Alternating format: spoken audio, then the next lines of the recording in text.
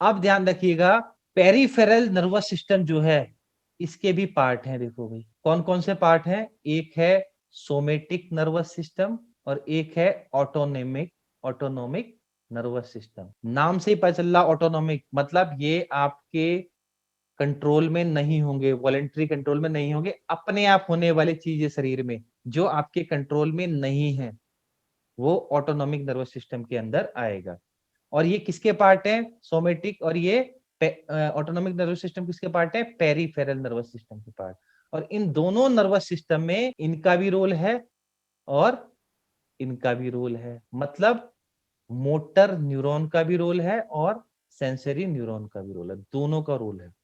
और ये दो भागों में डिवाइड होते हैं, सोमेटिक नर्वस सिस्टम और ऑटोनोमिक नर्वस सिस्टम। अब देखिए इसमें लिखा हुआ है somatic nervous system voluntary control, autonomic involuntary control. Autonomic nervous system देखो इनपुट फ्रॉम मैसेज कहां से आते हैं, हमारे इंटरनल ऑर्गन से, लिख भी रखा है इंटरनल रिसेप्टर्स, आपके इंटरनल ऑर्गन से। जैसे आपके हार्ट बीट को बढ़ाना है, हार्ट रेट को इंक्रीज करना है, ब्लड प्रेशर बढ़ाना है, आपका क्या बोलते हैं वाइटल कैपेसिटी बढ़ानी है, आपकी ब्रीदिंग रेट बढ़ाना है, ये सब चीजें ऑटोनोमिक नर्वस सिस्टम के से ही होते हैं और ये आपके कंट्रोल में होते भी नहीं। और मैसेज यहाँ से फिर जाएगा ब्रेन में ही और वापस आके उस पर्टिकुलर स्मूथ मसल्स और ग्लैंड्स में जाएगा। हार्मोन निकालना है, मैसेज देख लो, तो पर्टिकुलर ग्लैंड से मैसेज गया भैया कि हार्मोन निकालना है, फिर उसी ग्लैंड पे मैसेज जाएगा कि भाई हार्मोन निकालना है पर्टिकुलर। सो स्मूथ मसल्स हमारे इंटरनल ऑर्गन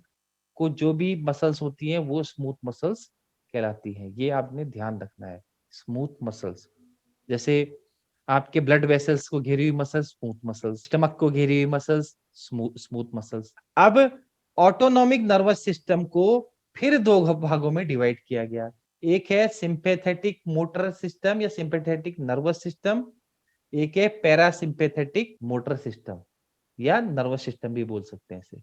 ये ऑटोनोमिक नर्वस सिस्टम के पार्ट है। और सिंपैथेटिक और पैरासिम्पैथेटिक ये दोनों ऑटोनोमिक नर्वस सिस्टम के पार्ट हैं।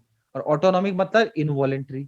अब देखिए जितने भी काम होते हैं सारे आपके इनवॉलेंट्री होते हैं, वॉलेंट्री नहीं होते हैं। ये आपके ऊपर डिपेंड नहीं करता, जब स्वतः निकलते हैं जब इनकी रिक्वायरमेंट होती है।